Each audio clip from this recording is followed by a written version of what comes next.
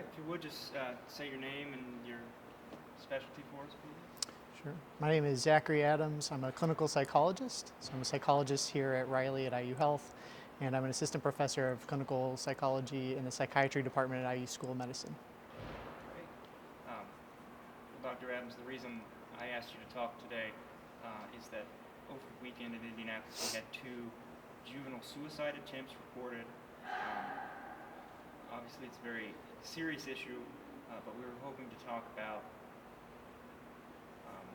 when these things occur, if there's a sense of why they occur and what to look for. But I guess to start off with, do you have a sense of how often people under the age of 18 attempt to harm themselves or take their own lives? Sure. Well, I'm so glad that you've chosen to focus on this topic today, because it is one that's very important and one that most folks don't really know about or have questions and don't know where to get the information. So I appreciate that.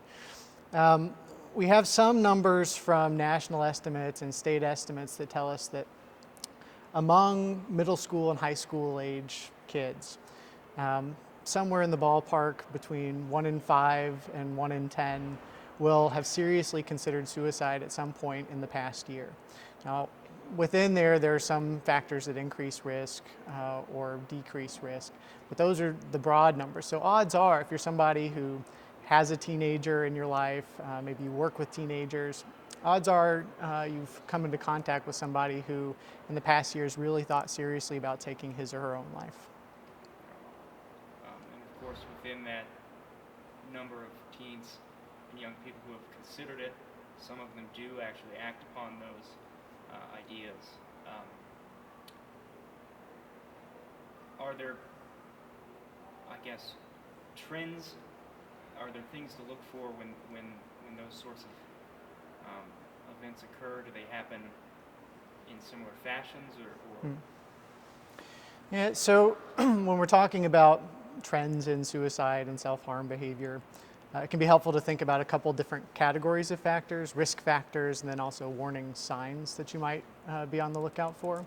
So with respect to risk factors, one of the top risk factors is a history of struggles with emotional or behavioral problems. And depression in particular is a major risk factor for suicide or suicidal thoughts. And unfortunately, depression oftentimes goes unrecognized, undiagnosed, and untreated. And so, in a moment I'll talk a little bit about what to look for, but that's one of the top risk factors across all ages, but especially in young folks. Other risk factors, so kids in the LGBT community are at elevated risk for suicidal thoughts and suicide.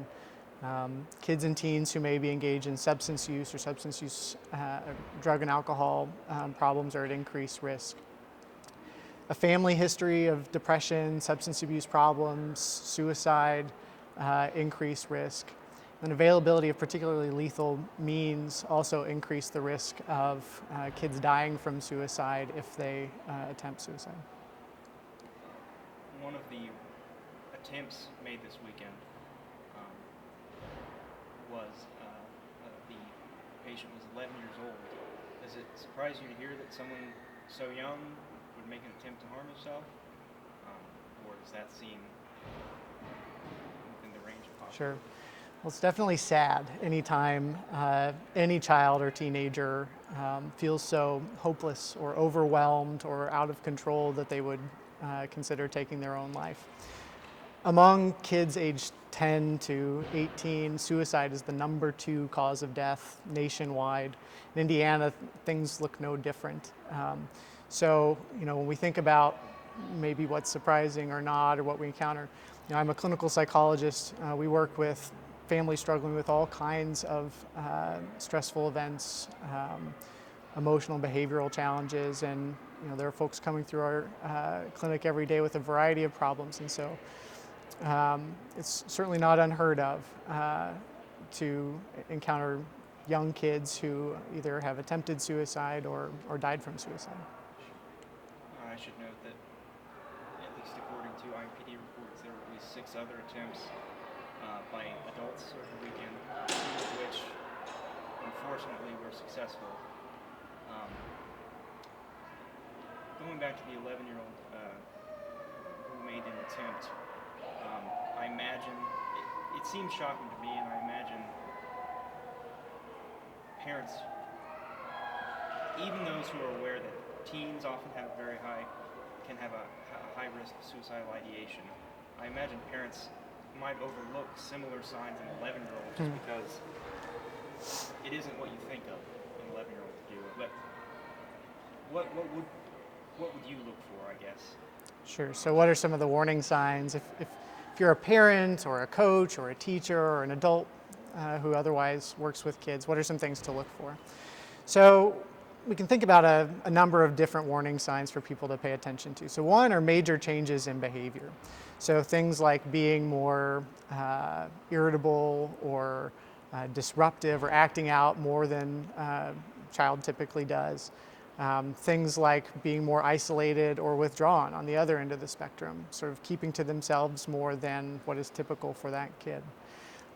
Sometimes they may be able to express that they feel more sad or lonely or depressed or anxious. And those are some signs that there might be something going on to follow up on.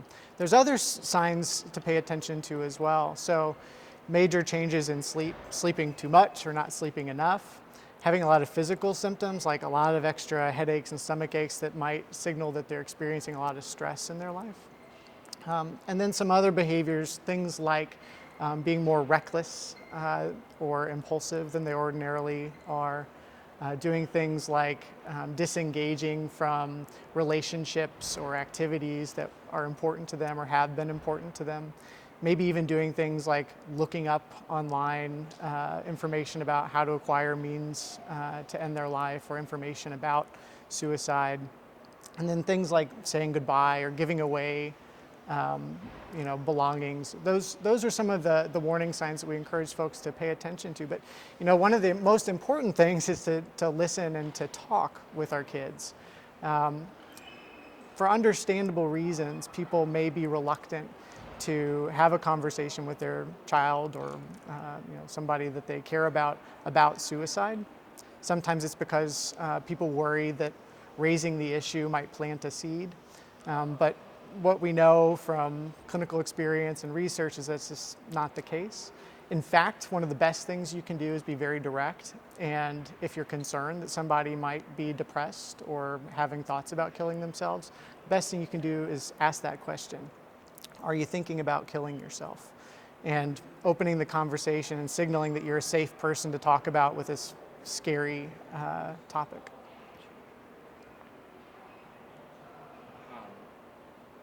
As I said, the 2 attempts over the weekend, unfortunately, were not successful. At the point where you have a young person who has now made a serious attempt to harm themselves, how would you go about counseling them? What is treatment like at that point? Mm-hmm. So treatment is going to vary from person to person, depending on the causes, the reasons why they attempted suicide. For folks who are depressed, oftentimes a combination of psychotherapy, sometimes coupled with medication, can be helpful. For youth or adults, for that matter, who are struggling with substance use problems, seeking treatment for those concerns can oftentimes be really helpful in reducing risk for suicide in the future. Universally, one of the things that we try to do is make sure that folks have a really solid social support network. So sometimes that's parents, sometimes it's other family members or other community members who are there to sort of look out for, advocate for, be the champion for, be the safe person that the teen can go to when they are starting to feel upset. And honestly, when they're not upset, somebody that they can talk to openly about how they're feeling. And that's going to be true regardless of whether somebody is in treatment or not. Sure.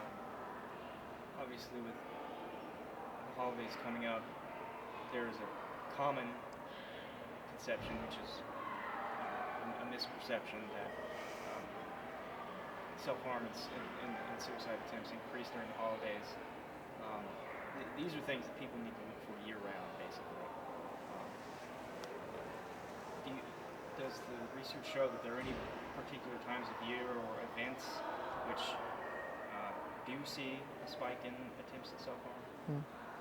Well, I'm I'm glad that you brought up so the perception that there's a spike in self-harm or suicide at the holidays.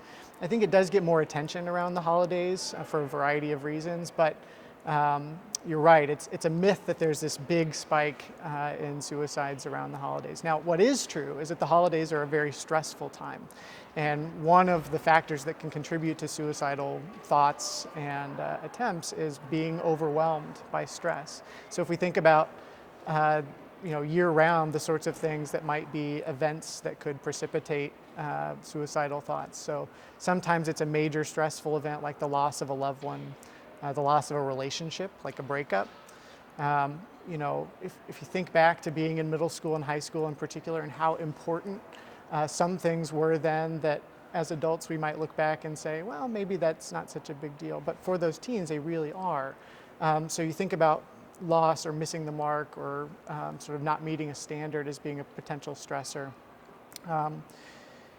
There is some evidence that when somebody has been exposed to suicide in their lives in some way, shape, or form, whether it's in family or friends or in the community, that there might be an increased risk in those situations. But again, that depends on how folks in those kids' lives are responding and paying attention to how they're doing. Sure.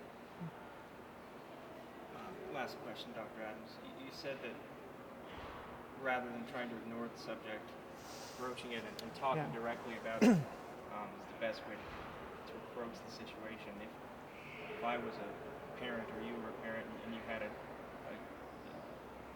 teenage or a young child who you suspected maybe having these thoughts, do you have tips for just how to bring it up? Because it's one thing to say, approach it directly, and it's another thing to do it with a kid. Right. So, like so many difficult conversations that parents have to have with their kids, the direct approach is almost always the best approach. So if you've noticed changes in your child or in a kid you're working with, where of the sorts I was mentioning before, changes in their mood, behavior, and so forth, if they're telling you that they're feeling hopeless, helpless, overwhelmed, like they'd be better off dead, like they're just going to kill themselves. Sometimes they may make statements that directly. Then taking that seriously, sitting down and saying, I'm concerned about you and I'm wondering if you're having any thoughts about killing yourself. That's a good way to start that conversation. And that's in contrast to what oftentimes happens, which is to say, not taking seriously, statements about wanting to hurt or kill themselves, immediately minimizing or diminishing the importance of whatever it is that's making them upset. So again, a breakup might not seem like that big of a deal to the parent, but to their child, it could have been everything to them.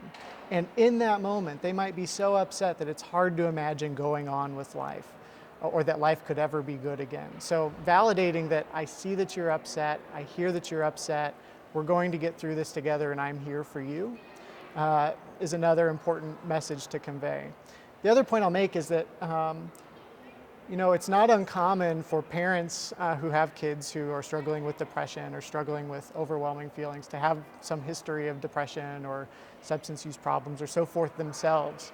And it may be challenging for them to have that conversation. So, doing some thought around, who is the team?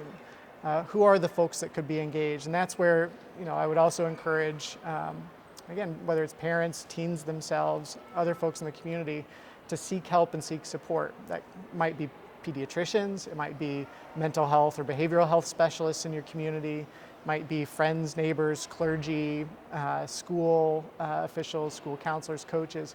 There are a lot of folks out there who are really invested in making sure that these kids stay happy and healthy and are able to achieve the things that we know that they will in life. And that's what I would encourage folks to keep in mind. the last point I'll make along those lines is that if there's concern about immediate harm or safety, the best thing people can do is pick up the phone and call 911. Here in town, there are a number of emergency services available, including here at Riley. We have outpatient mental health, behavioral health, psychiatric services available. But in the case of an acute crisis or safety concern, getting to the emergency department is going to be the best thing to do. Dr. Adams, thanks for your time. Sure. I appreciate